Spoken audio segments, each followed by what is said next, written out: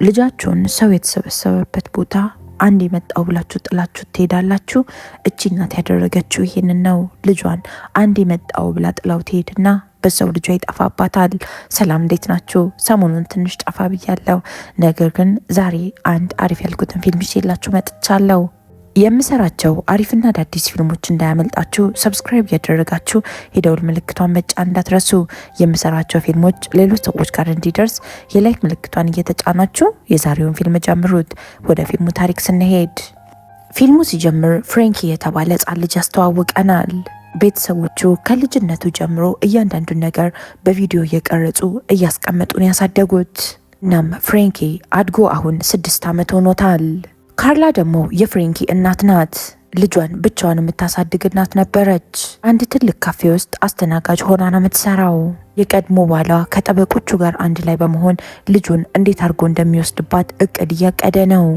እሷ መስተንግዶ ስራዋን በምትሰራበት ሰዓት ፍሬንኪ የዛው የካፌ ጠረጴዛ ላይ ቁጭ ብሎ ስዕል እየሳለ ይጫወታል። እናም ዛሬ እሁድ ስለነበረ ፍሬንኪ እየደጋገመ እናቱን ዛሬ ወደ ፓርክ አንሄድም እያለ ይጠይቃታል።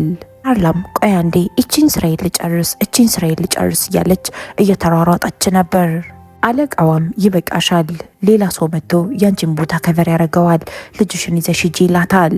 እሷም ልጇ ወደ ፓርክ መሄድ ፈልጎ ስለነበረ ልጇን ይዛ ወደ ፓርክ ጉዞዋን ትጀምራለች።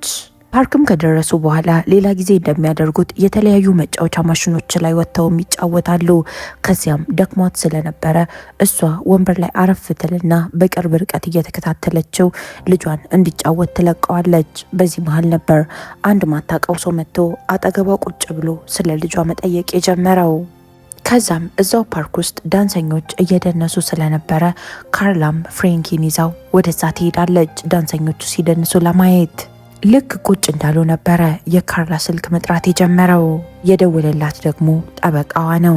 እናም የቀድሞ ባልሽ ሙሉ ለሙሉ ልጃችሁን ለማሳደግ መብት እንዲሰጠው ፍርድ ቤት ጠይቋል ብሎ ይነግራታል። እሷን በጣም ነበር የደነገጠችው። ተቀመጠችበት ትነሳና 1-2 እርምጃ ከልጇ ራቅ ትላለች ፊቷን አዙራ። ስልኩንም በንዴት እያወራች ነበረ። ከዛም ስልኩን አውርታ ትጨርሳለች። እናም ልጇ ወደ ተቀመጠበት ወንበር ጠጋ ስትል ልጇ ቦታው ላይ አልነበረም። እሷም ልጇ የተደበቀ ስለመሰላት እየደጋገመች የት ነው ያለኸው? ተደብቀ ነው እያለች ጮክ ብላ ልጇን ለመጥራት ትሞክራለች። በሚያሳዝን ሁኔታ ልጇ የተቀመጠበት ወንበር ላይ የልጇ መጫወቻ ነው እንጂ የተቀመጠው ልጇ ቦታው ላይ አልነበረም። ካርላ ወዲያው ነበር የደነገጠችው። የተለያዩ ሰዎችን ልጄን አይታችኋል እያለች መጠየቅ ትጀምራለች። አብዛኛው ጊዜ እንደምታደርገው የልጇን ስም እየደጋገመች ብትጣራም ልጇን ግን ልታገኘው አልቻለችም። ልጇንም ስታጣው እየሮጠች ወደ መኪና ማቆሚያው ትሄዳለች። እናም አንድ ሰው ልጇን አስገድዶት መኪና ውስጥ ሲያስገባው ተመለከተች። ፍሬንኪን ያገተችው ሰው ሴት ናት። እዚህ በፊት አይታትም አታውቅም። እናም መኪናውን ለማስቆም በተቻላት አቅም እየሮጠች ትሄዳለች። ካርላ ፈጠን ብላ እየሄደ ያለው መኪና ላይ ትንጠለጠላለች። ነገር ግን ጅም ሰዓት መኪናው ላይ ተንጠልጥላ መሮጥ አልቻለችም ነበር። መሬት ላይ ትወድቅና ክፉኛ ትጎዳለች። ብትወድቅበትም በአጋጣሚ ስልኳ ከቦርሳዋ ውስጥ ይወድቅባታል። ፈጠን ብላ መኪናዋ ውስጥ ገብታ መኪናዋን አስነስታ ልጇን አግቶ የሚሄደውን መኪና መከታተል ጀመረች። መኪናው ብዙም ሳይርቃት እየደረሰችበት እየመጣች ነበር። ምንም አይነት ሁኔታ ልጇን ፍሬንኪ እንዲሁ በቀላሉ መተተው እናት አይደለችም። ካርላ ከፊት ልጇን አግቶ የሚሄደውን መኪና በተቻላት አቅም ቀረብ ብላ ለመከተል እየሞከረች ነው። መንገድ ላይ የትራፊክ ማብራቶችን እንኳን አላከበረችም፣ ጥሳ እያለፈች ነበር። በዚህ መሃል የትራፊክ ማብራት ከፊት የምትከተለው መኪና ያስቆመዋል። እሷም ፈጠን ብላ ከመኪናዋ ትወርድና ልጇ የነበረበትን መኪና መስኮት እየደበደበች ልጇን ስም ደጋግማ መጣራት አላቆመችም። ሌላ እዛው አካባቢ የነበሩትን መኪኖች እየደበደበች እርዱኝ ብላ ብትጠይቅም አንድም ሰው ችግሯን ሊረዳትም ሆነ ያለችበትን ሁኔታ ሊሰማት ፈቃደኛ የሆነ ሰው አልነበረም። ማብራቱ አረንጓዴ ይበራል። እናም ሁሉም መኪኖች መንቀሳቀስ ይጀምራሉ። መኪናው መንቀሳቀስ ሲጀምር ካርላም እየሮጠች ወደ መኪናዋ ትገባና ልጇን ያገተውን መኪና አሁንም በድጋሚ መከተል ትጀምራለች። ልጇን ያገተችባት ሴትዮ በጣም ጎበዝ ናት። በስተመጨረሻም አንድ ቦታ እጥፍ ትልና ታመልጣታለች። ካርላም የኋላ ማርሽ አስገብታ ይህንን መኪና ለመከተል የተቻላትን ነገር ታረጋለች።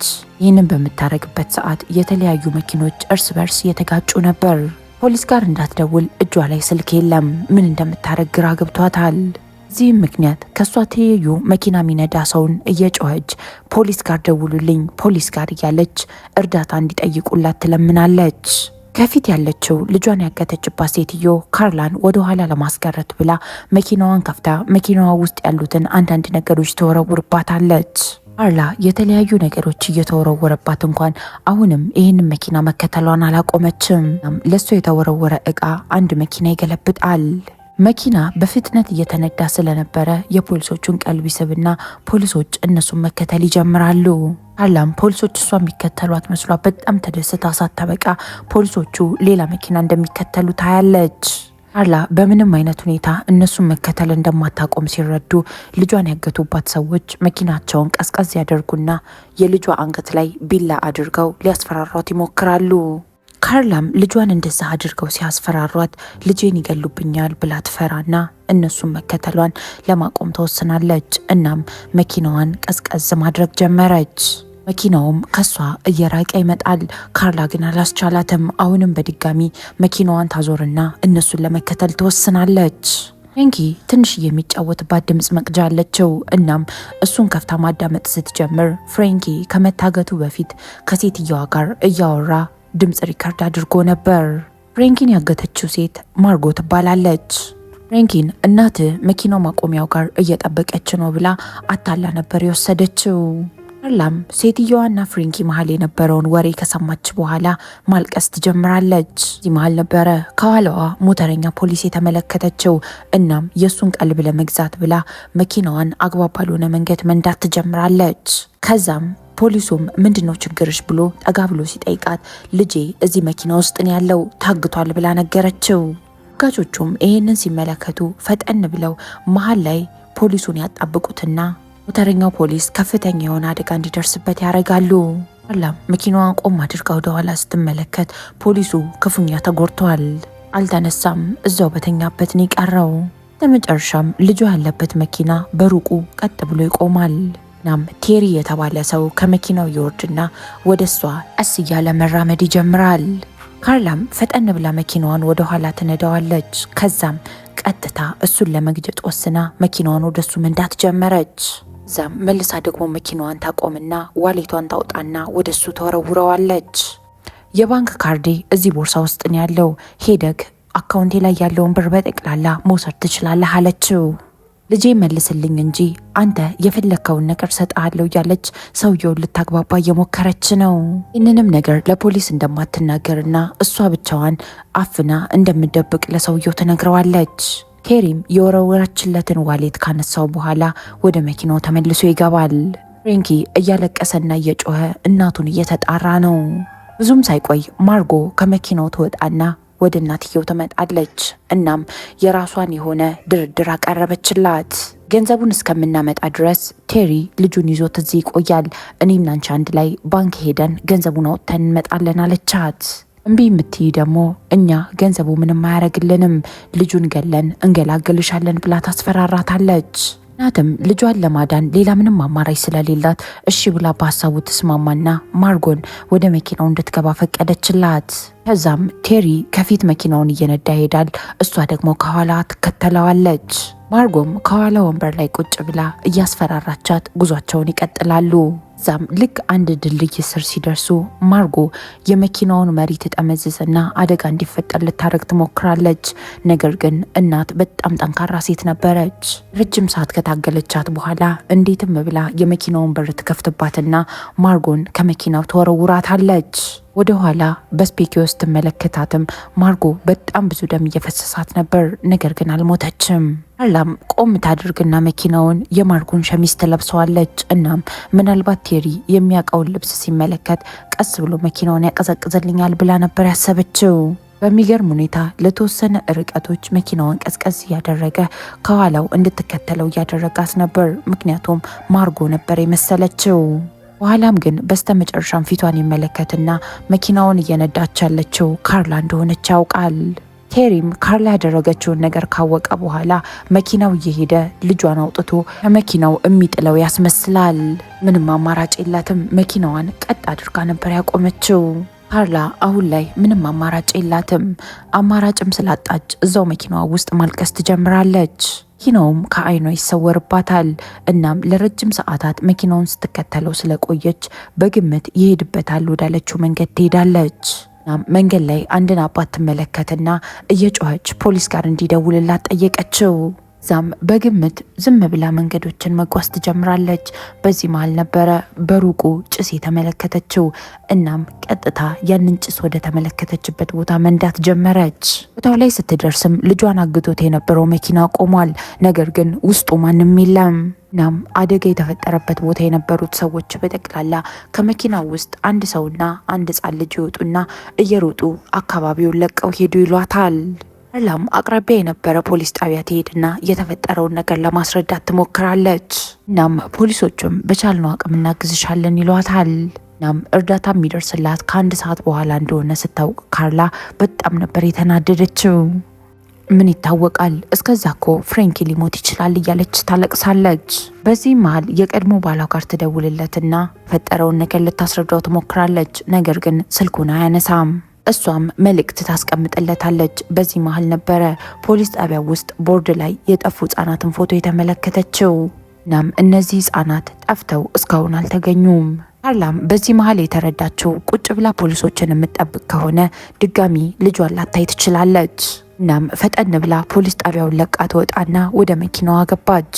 እናም አካባቢውን እየተዘዋወረች ሰውየውን መፈለግ ትጀምራለች።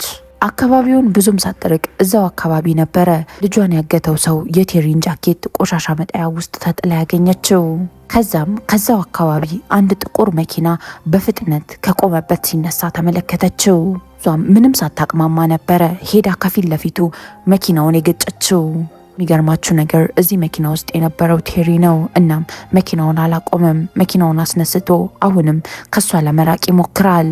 ይህም ከፊት ለፊቱ አስፓልት እየተሻገረች የነበረችውን ሴት ገጭቷት ያልፋል። ካርላ ግን እቺን ሴት ላለመቅጨት ብላ ከሌላ መኪና ጋር መኪናዋን ታጋጭና ትጎዳለች። ቴሪ አሁንም በፍጥነት አካባቢውን ለመልቀቅ እየሞከረ ነው። ካርላም አልተወችውም፣ ከኋላ እየተከተለችው ነው። ነገር ግን መኪናዋ ነዳጅ አልቆታል። ቴሪ አሁንም በድጋሚ እሷን ለመስፈራራት ብሎ ልጁን ከመኪናው ውስጥ እንደሚጥለው ሊያሳያት ይሞክራል። እሷም ባለ በሌላ አቅሟ መኪናዋን እየወሰደች ከሱ መኪና ጋር እያጋጨች የመኪናውን በር እንዲዘጋ ታደርገዋለች። በስተመጨረሻም ነዳጇ ያልቅና መኪናዋ ትቆምባታለች። አማራጭ ስላልነበራት መኪናዋን አቁማ እየሮጠች የቴሪ መኪና ልትከተለው ሞከረች። ነገር ግን የማይሆን ነገር ነው። እሷም መንገድ ላይ አንድ መኪና አስቆማ ልክ እዛ መኪና ውስጥ እንደገባች ነበር ከየት መጣ ሳትለው ቴሪ የነበረችበትን መኪና ገጭቶ ወደ ገደል እንዲወድቁ ያደረገው። ካርላ ለተወሰኑ ደቂቃዎች ራሷን ከሳተች በኋላም ትነቃለች። በጣም ብዙ ደም ከጭንቅላቷ እየፈሰሰ ነው።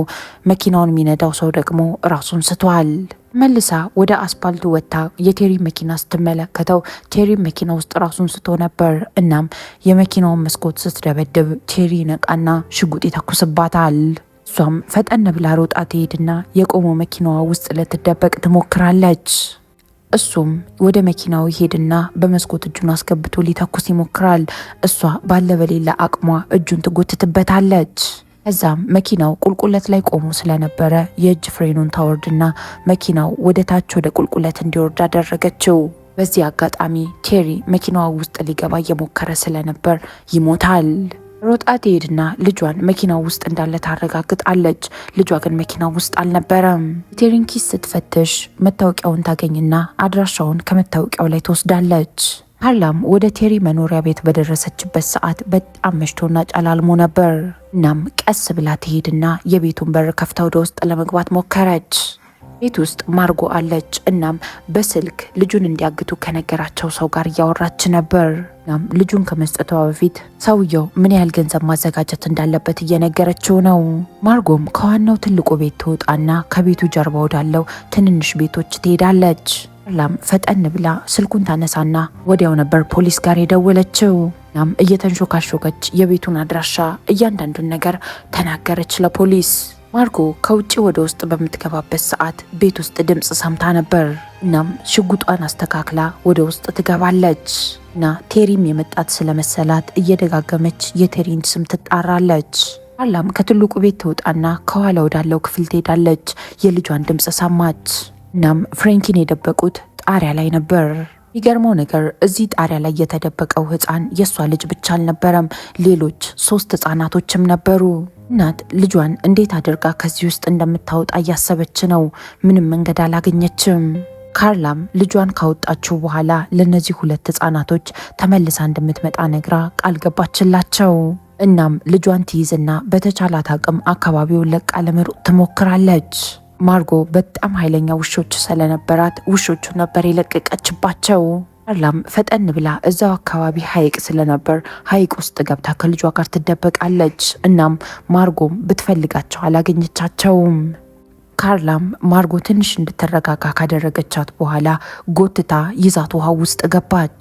ማርጎ ልትታገላት ሞከረች፣ ነገር ግን ካርላ ማርጎን ገደለቻት። ካርላም የጀመረችውን ለመጨረስ ተመልሳ ትሄድና የታገቱትን ሴት ልጆች ደግሞ ለማስለቀቅ ሞከረች። እዚህ መሀል ነበር አንድ ሰው ሽጉጥ ይዞ ይመጣና ካርላ ላይ ይደቅንባታል። ሰውየውም ድምፅ ሰምቼን የመጣሁት እኔ እኮ ጎረቤት ነኝ፣ ምን ላግዝሽ ይላታል። ካርላም ሰውየው እየዋሸ እንደሆነ ብታቅም ያስመሰለች እነዚህን ልጆች ነፃ እናውጣቸው አለችው።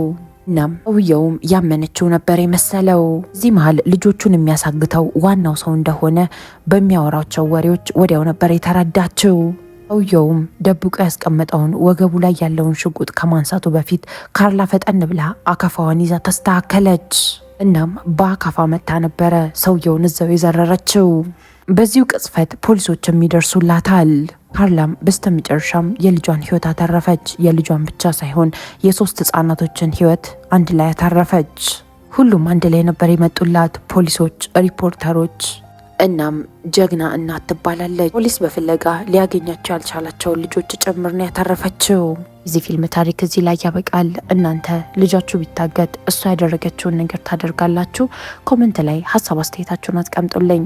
እስካሁን አብራችሁኝ ስላቆያችሁ በጣም ነው አመሰግነው። ነገ በተመሳሳይ ሰዓት በሌላ ፊልም እስከምንገናኝ ድረስ የነገ ሰው ይበለን። እወዳችኋለሁ። ቻው